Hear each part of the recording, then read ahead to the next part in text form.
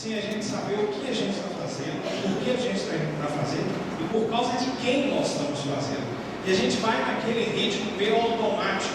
E por causa dessa automatização, a gente não desfruta da profundidade daquilo que Deus tem para nós, porque a gente não toca nos detalhes, nas minúcias. Eu lembro do meu pai, quando ele gostava muito de algo, meu pai usava um bigodão, né, sempre militar da reserva do exército, e quando ele gostava de algo, ele sentado ali à beira da mesa, a gente só viu o bigode dele mexendo, ele mastigando e de olhinho fechado, e ele mastigava devagar. Quanto mais gostoso, mais devagar ele mastigava. E a gente falava assim: e aí, pai, tá bom, né? Ótimo, mas assim é a palavra de Deus. A gente tem que parar e saborear, ter o nosso momento, né, de desfrutar aquilo que Deus está falando. E existem momentos que Deus fala tão profundamente com a gente que só falta a gente conseguir ler na palavra o nosso nome, de tão profundamente que Ele fala conosco. Eu espero isso, que Deus encontre lugar no seu coração para falar contigo nessa manhã. Vamos lá. Pai, nós dependemos de Ti, sobre todas as coisas nós dependemos de Ti. Pai amado, e não há algo, ó Deus, que possa ser conhecido do céu e do Senhor, sem que o Senhor, ó Deus, nos revele. Queremos, ó Deus, ouvir a Tua voz, queremos tocar, ó Deus, na orla da Tua veste, queremos, ó Deus, perceber, ó Deus amado, a indicação do Teu Espírito, ó Deus, o mover do Teu Espírito, e queremos, ó Deus, de maneira obediente, responder à convocação, ao chamado do Senhor para a nossa vida. Assim, ó Deus, leva cativo ao trono da Tua glória a mente e o coração, para que juntos, ó Deus, possamos ouvir a Tua voz, mas, ó Deus, individualmente, possamos entender aquilo que o Senhor tem para nós, para parte do ministério, ó Deus, da igreja, que, ó Deus, cabe a cada um, individualmente a cada um. Pai amado, todos nós, ó Deus, somos membros uns dos outros, e na verdade, ó Deus, somos componentes deste corpo abençoador chamado Corpo de Cristo da igreja. Assim, apercebe-nos de que nós não somos apenas, ó Deus, espectadores. Nós fazemos parte de uma obra gloriosa, na qual, ó Deus, o Senhor nos chama para sermos envolvidos e a envolvermos outras pessoas, sendo a extensão do braço do Senhor aqui na terra. Aceita, ó Deus, a nossa entrega, a nossa dependência. Seja o Senhor a falar no nosso meio. Em nome de Jesus nós oramos. Amém. Glória a Deus. Amém. Pega a sua Bíblia, meu amado irmão e irmã, e abra em Gálatas 5, 19 a 21. Gálatas 5, 19 a 21. Gálatas 5, 19 a 21. A gente tem tocado em algumas coisas que tem a intenção de mexer conosco. E nós precisamos estar bastante atentos, porque eu não sei se você está percebendo, eu espero sinceramente que você esteja percebendo, mas à medida que a gente caminha, né, nessa série de pregações, no domingo, e eu mando para vocês o esboço, você percebe que a gente está avançando, como se fosse uma escadaria, degraus, porque o alvo é crescer em fé, para que a gente possa entender o propósito de Deus, e não apenas entender o propósito de Deus, fazer parte do propósito de Deus em termos de nos colocarmos à disposição do Senhor. Deus, Ele tem uma intenção a nosso respeito, mas nós precisamos ter uma intenção a respeito do Senhor também, saiba disso. Gálatas 5, 19 a 21, o texto da palavra nos diz o seguinte: Gálatas 5, 19 a 21. Ora, as obras da carne são conhecidas e são prostituição, impureza, lascívia, idolatria, feitiçarias, inimizades, porfírias, ciúmes, iras, discórdias, dissensões, facções, invejas, bebedices, glutonarias e coisas semelhantes a estas. Coisas semelhantes a essas que não estão nomeadas aqui, mas que são semelhantes e são igualmente problemáticas. a respeito das quais eu vos declaro, como já outrora vos preveni, que não herdarão o reino de Deus os que tais coisas praticam. Na semana passada, nós vimos que na investida de Satanás de fazer o ser humano pecar, as três principais áreas de ataque contra Deus foram contra a bondade de Deus, contra o caráter de Deus e contra a santidade de Deus. E a gente viu também na semana passada que ao escolher a árvore do conhecimento do bem e do mal, o ser humano ele escolheu viver uma independência pecaminosa. O que essa independência pecaminosa faz? É uma vida onde nós decidimos a nossa caminhada longe da presença e da vontade de Deus. Ou seja, a vontade de Deus e o seu plano para a minha vida, eu não estou nem aí para ele. Eu vivo e faço as minhas escolhas. Isso é uma independência pecaminosa. E isso foi resultado do estímulo que Satanás colocou sobre o ser humano para o surgimento de uma coisa chamada egocentrismo, que foi um substrato, foi ali a terrinha aonde o pecado foi formado. Uma outra coisa que a gente viu, é que eu bato nessa tecla justamente porque a gente está falando aqui sobre Gálatas 5, de 19 e 21, é que o ego está por trás, presente ali, por trás das obras da carne. Vamos dar uma olhada aqui em alguns exemplos. Não vou falar de todos esses pecados descritos nesse texto que a gente acabou de ler, mas preste atenção nisso. O que é inimizade? É quando o ego não é reconhecido. O que é raiva?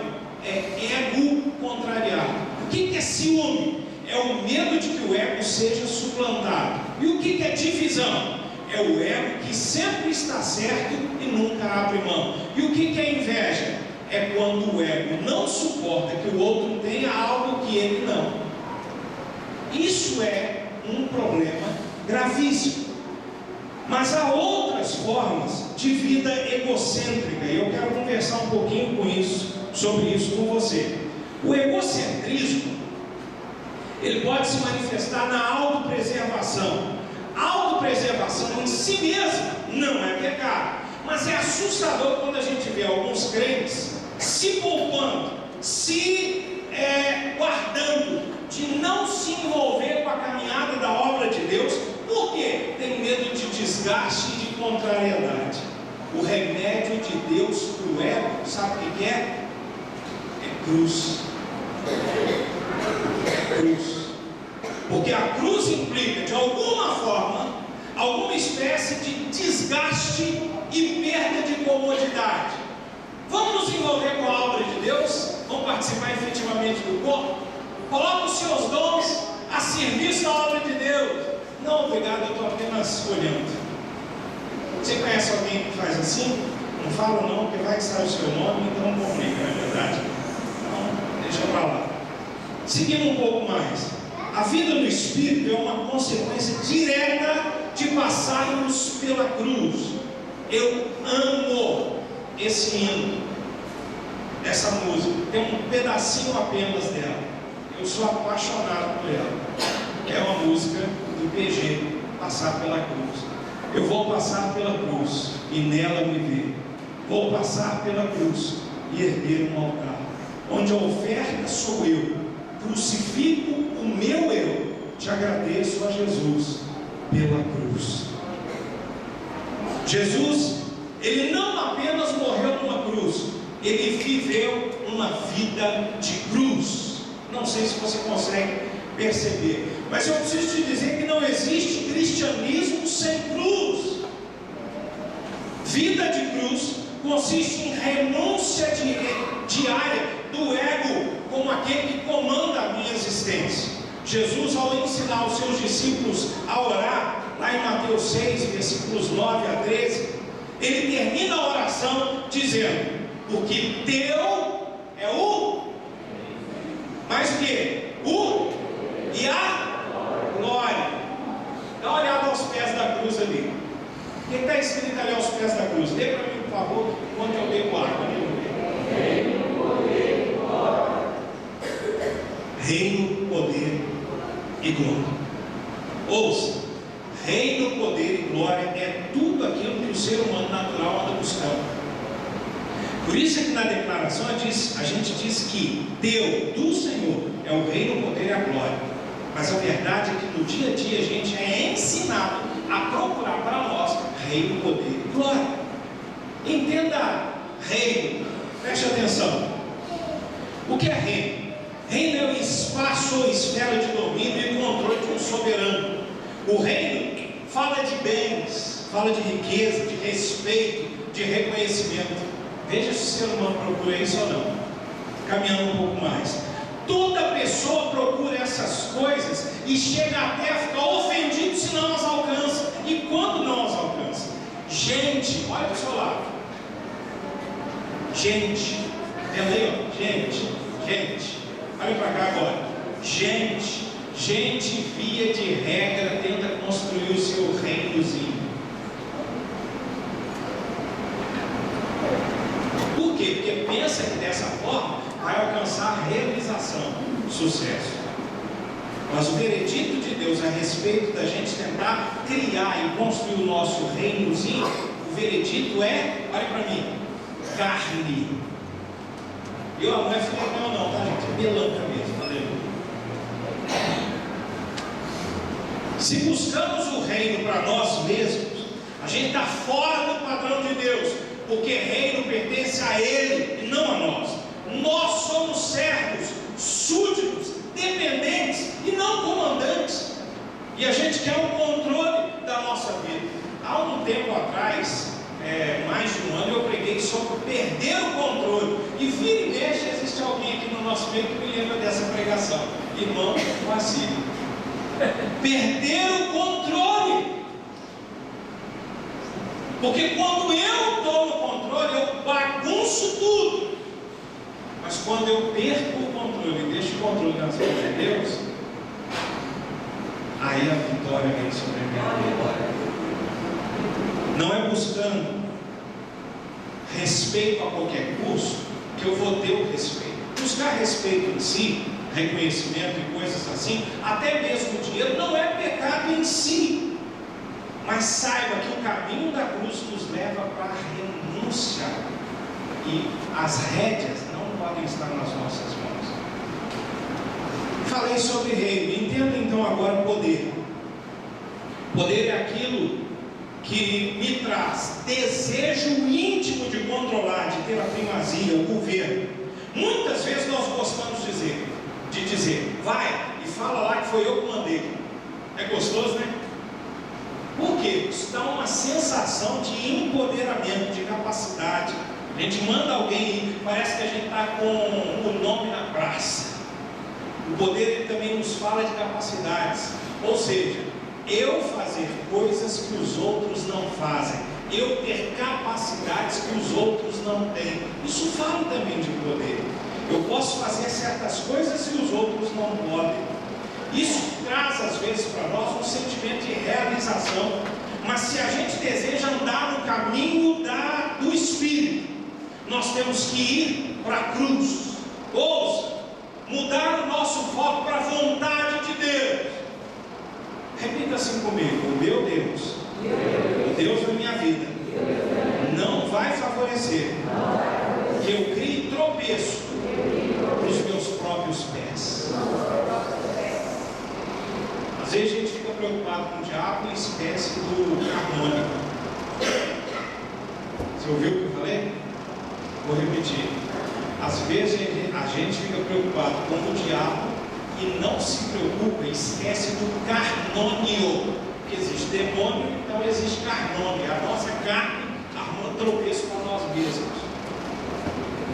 E uma das coisas mais perigosas é quando a nossa vaidade começa a ser alimentada. Você sabe o que é vaidade?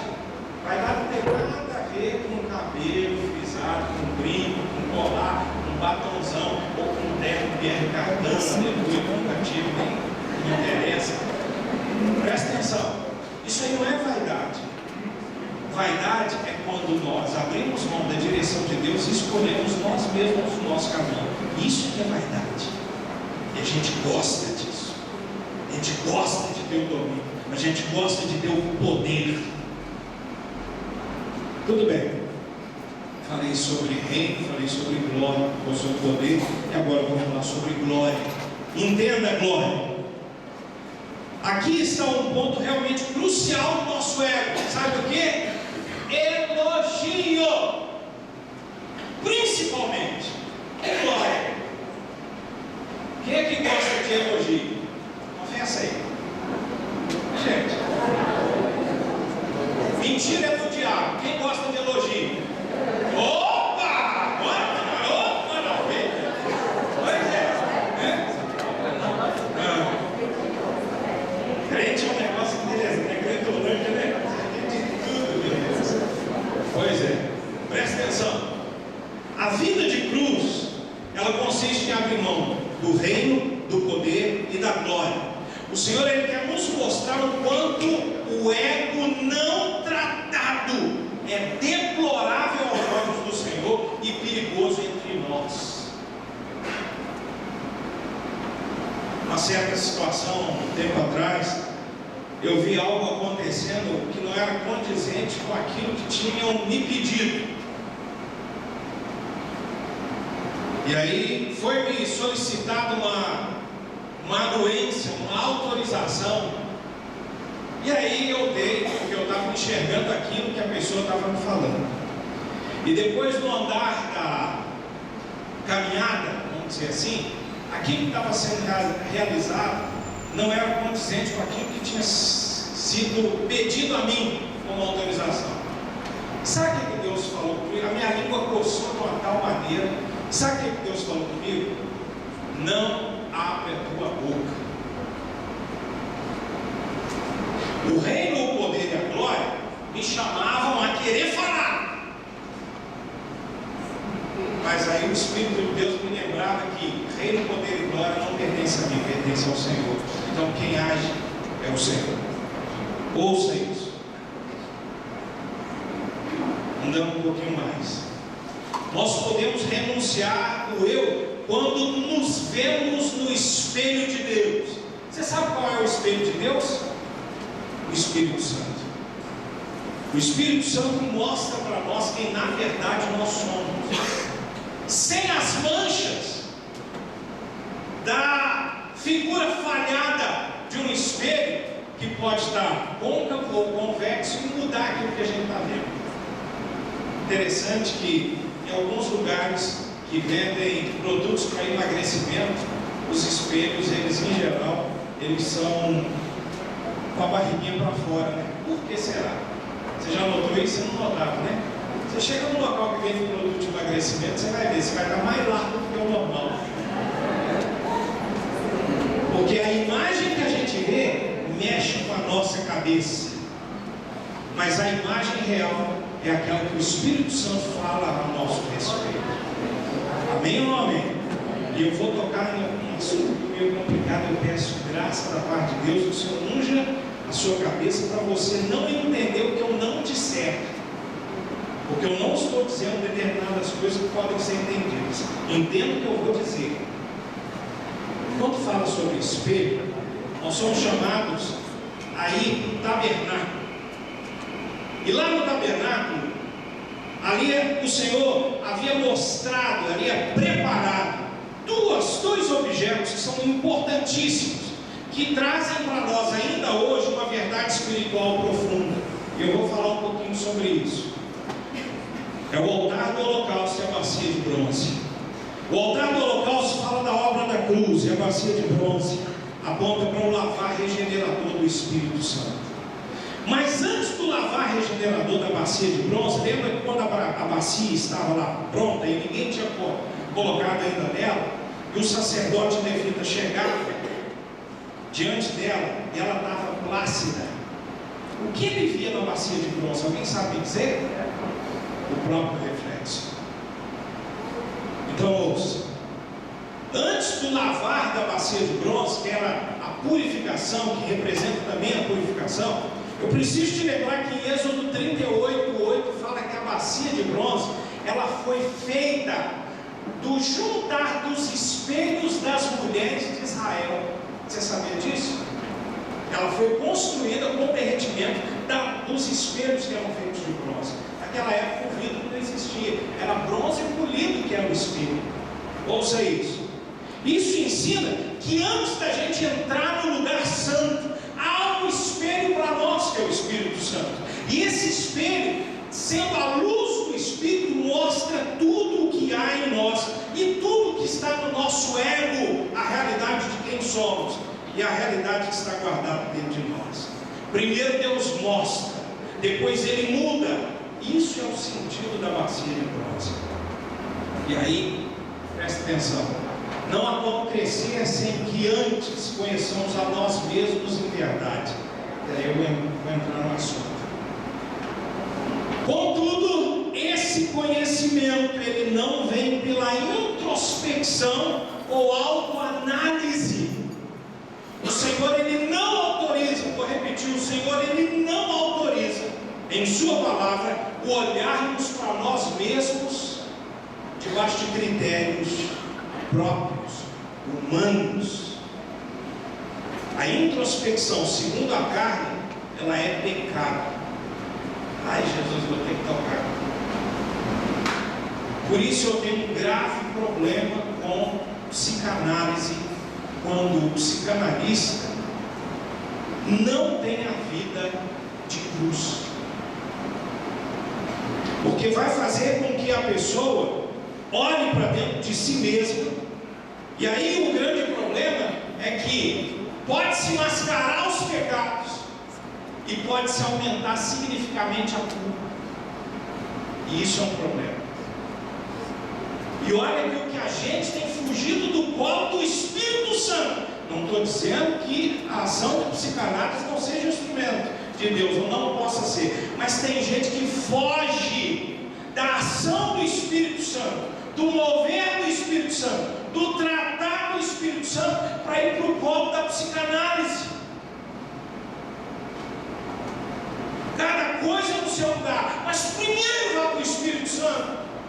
Porque muitos colegas, muitos pastores, muitas igrejas estão fazendo um laboratório da Bíblia e da ação do Espírito e colocando técnicas humanas para tratar de uma coisa que quem diz que vai salvar é o próprio Senhor Jesus. Ele veio para salvar a alma do ser humano.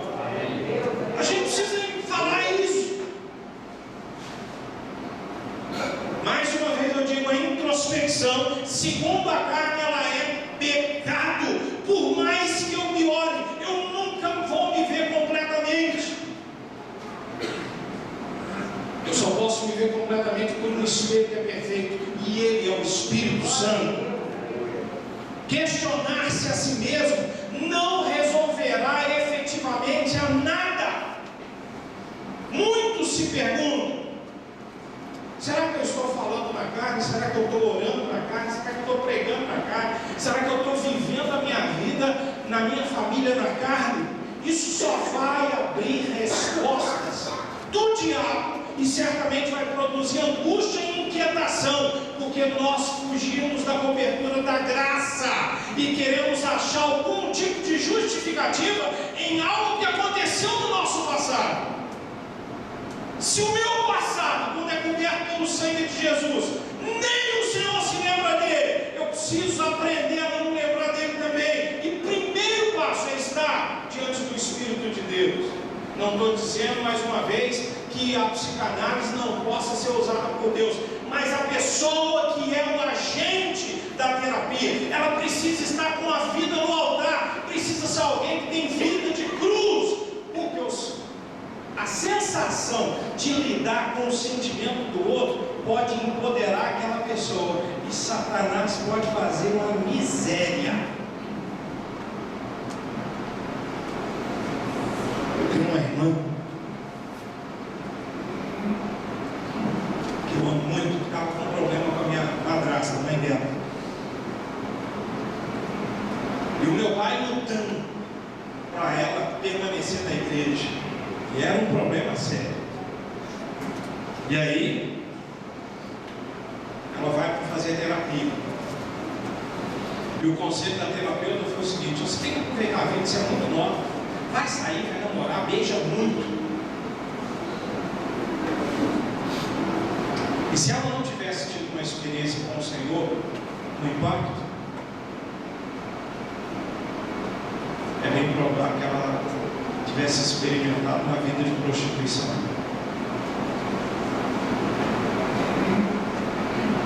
Vou caminhar. Presta atenção. Perguntar-se a si mesmo não resolve, porque introspecção por esforço humano é carnalidade.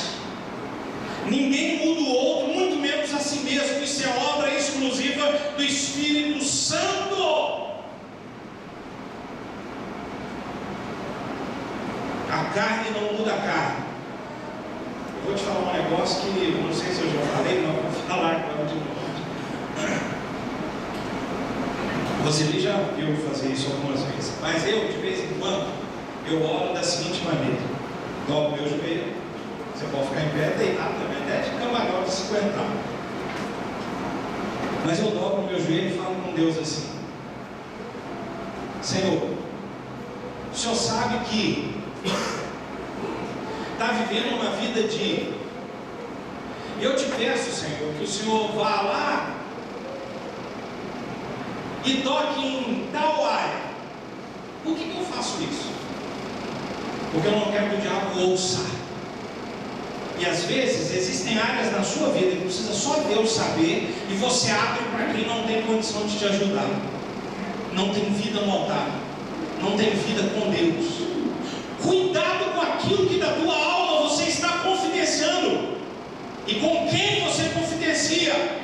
Mais uma vez eu digo, não estou condenando psicanálise, mas eu estou dizendo, cuidado, meu irmão. Você pode estar abrindo brecha na sua alma para agentes externos tocarem onde só o Espírito de Deus tem autoridade para tocar.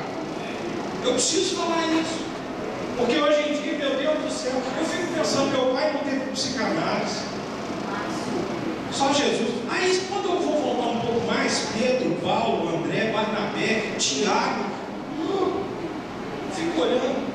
Essa semana a gente está vendo aí, semana passada a gente viu Elias, angustiado. Senhor, tira minha vida, já mataram todos os profetas. Aí Deus fala com ele: opa, volta, meu filho, ainda tem 7.000 que não dobraram o joelho diante do Baal de Azera. Eles não tinham isso. Será que a gente não está criando subterfúgio para a gente não abrir, não rasgar mais o nosso interior, mais profundamente, como precisa ser rasgado diante do Senhor? Eu fico pensando nisso. Vou caminhar um pouco mais para encerrar. O padrão de Deus lá no espelho é esse. Olha lá no espelho: sonda-me, ó Deus, e conhece o meu coração, prova-me e conhece os meus pensamentos, vê se há em mim algum caminho mau e guia-me, Senhor, pelo caminho eterno. Esse é o padrão de Deus. Cuidado com a introspecção meramente humana. Ela produz tristes consequências. Ou ela aumenta a culpa ou minimiza o pecado. Responde sem responder. O que ela faz então? Olha para mim. Levantou o tapete e varreu para debaixo. Porque eu preciso passar pela cruz. O problema é que eu quero ser tratado sem sentir dor. Vira para essa pessoa aí do seu lado e fala assim: a dor, ela trata áreas que nenhum outro objeto, nenhum outro recurso consegue tratar. Meu filho, você vai sentir dor, e glória a Deus que você vai sentir, porque você precisa sentir dor. Porque tem áreas da nossa vida que não vão desabrochar se não houver dor. Quem aqui das jovens quer ser mãe? Levante sua mão, por favor. Se não quer, eu peço a Deus para cortar agora. Amém? Amém? Então, glória a Deus. Você quer ser mãe? Deixa eu te contar um segredinho. Vai doer. Se não doer no parto, que eu não sei o que chama parto, porque você chega, né? Chegou. Presta atenção. Vai doer na anestesia alguma coisa. E no pós-operatório vai doer. Só que aprenda semelhante ao parto. Quando você coloca aquela criança nos braços, você nem lembra que você passou a dor. E assim é o tratamento de Deus na sua vida também. Aleluia. Quando o benefício vem, você nem lembra do processo. Porque o processo ele trata de nós na medida que nós precisamos. Porque Porque quem está por trás do processo é um Deus cheio de amor. Oh Deus. E aí eu vou tocar um pouquinho mais forte. Jesus, eu chego a sentir a ponta dos meus dedos dormente. Vai tocando determinadas coisas. Eu não sei se você passa por isso, mas eu sinto percepções do Espírito no meu físico. Depois eu até te conto uma situação que acontece comigo com o irmão mais velho, mas agora não. São percepções até no físico, de ações de Deus. A primeira maneira que Deus usa para nos levar a conhecer a nós mesmos, ouça, é a revelação. Revelação existe, mas ela tem como critério para nós a palavra de Deus. Mas quando a revelação falha por causa da nossa dureza e insensibilidade ao Espírito Santo, ouça isso, o Senhor se vê forçado a usar outro recurso, o fracasso e o vexame. Não é da vontade do Senhor que a gente sofra vexame. O Senhor, Ele vem, aliás, o vexame Ele vem, e Deus permite que Ele venha, por causa da dureza e da nossa resistência, e aprender por meio da revelação no Espírito, ou na revelação do Espírito Santo no nosso Espírito. O fracasso ele vem porque muitas vezes nós temos um conceito errado acerca de nós mesmos, e insistimos em não aceitar a argumentação de Deus a nosso respeito. Pensamos que somos humildes, quando na verdade não somos, por exemplo. Pensamos que somos dependentes, quando na verdade agimos por esforço próprio. Termino aqui. Todas as vezes que Jesus falou de tomar a cruz, Ele também falou de negar-se a si mesmo. Na verdade, os dois conceitos eles caminham juntos. Negar-se a si mesmo é tomar a cruz. A cruz nada mais é do que não fugir à responsabilidade concernente à vontade de Deus para a sua vida, em sua vida. E não há como fazer a vontade de Deus sem negar, submeter a nossa própria vontade. E aqui eu termino essa mensagem. Eu pergunto a você: o que Deus falou contigo nessa ministração? O que Deus está requerendo de você? O que o Senhor está querendo tratar contigo faz tempo que você está fugindo? O que Deus está te falando faz tempo que você não está entendendo? Eu te chamo. Você aceita um convite para uma entrega mais profunda, mais compromissada? Se você deseja isso, eu convido você a sair do seu lugar e vir diante do altar, porque o altar é lugar de entrega, o altar também é lugar de sacrifício.